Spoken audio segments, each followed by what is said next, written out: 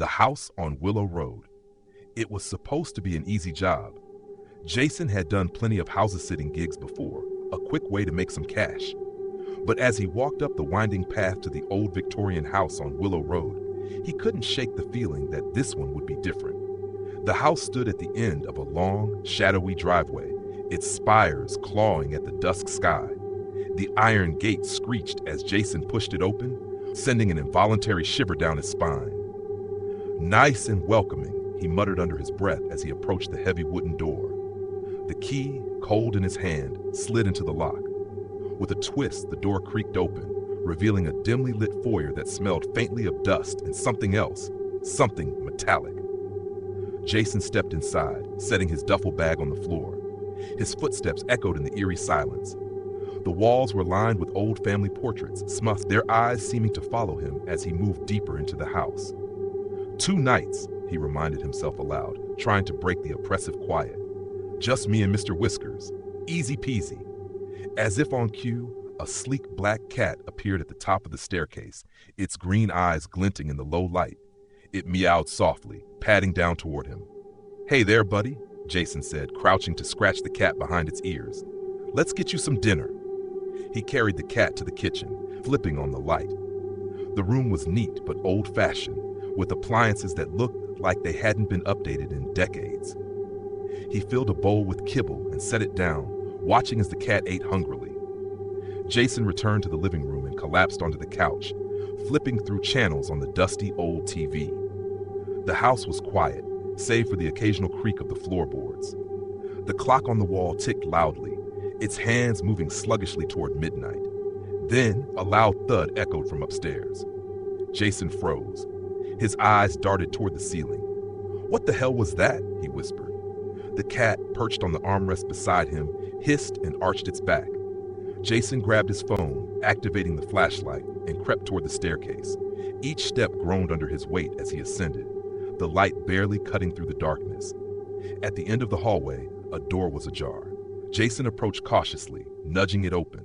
Inside was a child's bedroom, untouched and coated in a thick layer of dust.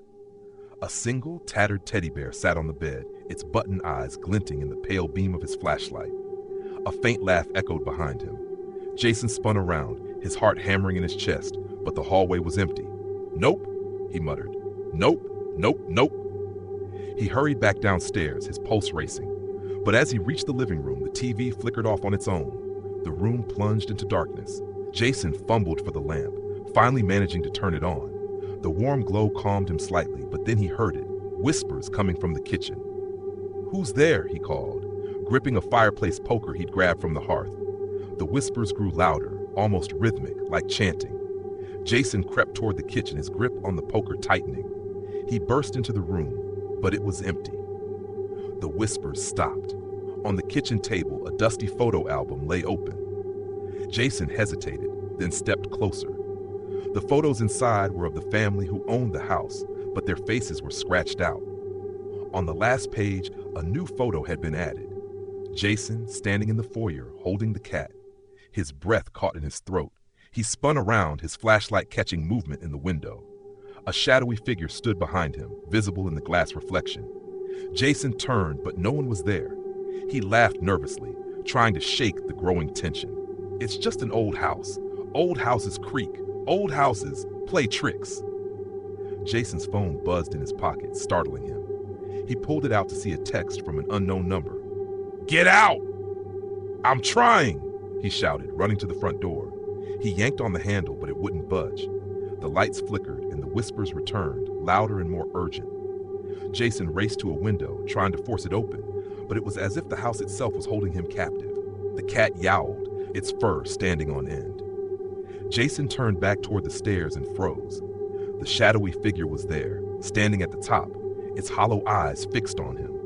"This isn't happening," Jason whispered. The figure moved, rushing down the stairs. Jason screamed, his voice echoing through the house. Somehow, he found himself back in the kitchen. He couldn't remember running there. The whispers had turned into voices now. Multiple voices, overlapping and too loud. They called his name, over and over, their tone accusatory.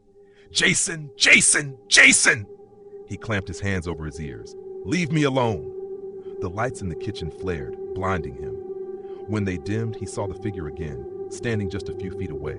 Its form was indistinct, a swirling mass of shadows, but its face, if it could be called that, was pale and featureless, save for its hollow eyes. Jason backed away, hitting the counter. "What do you want?" The voices stopped, replaced by a deafening silence. Then, in a voice that seemed to come from everywhere at once, the figure whispered, "You." Jason's breath came in short, panicked gasps. The cat darted out of the room, disappearing into the shadows. Jason followed, desperate for any kind of company, but as he entered the living room, the front door was open. It wasn't open before. His escape was there, just steps away. He bolted for the door, but as he reached it, it slammed shut with a force that knocked him off his feet. He hit the floor hard, the air leaving his lungs in a painful gasp. The whispers returned, louder than ever, as the figure loomed over him. Jason scrambled backward, his hands slipping on the wooden floor. His phone buzzed again. He grabbed it with shaking hands. The screen lit up with a single word: run. But there was nowhere to run. The house, or whatever inhabited it, wouldn't let him go. Jason's vision blurred as the figure descended upon him. The last thing he saw was its hollow eyes staring into his soul. The next morning, sunlight streamed through the windows. The house was silent. In the kitchen, the photo album lay open to a new page. It showed Jason standing at the top of the stairs, his face frozen in terror. A faint laugh echoed through the empty house as the scene faded to black.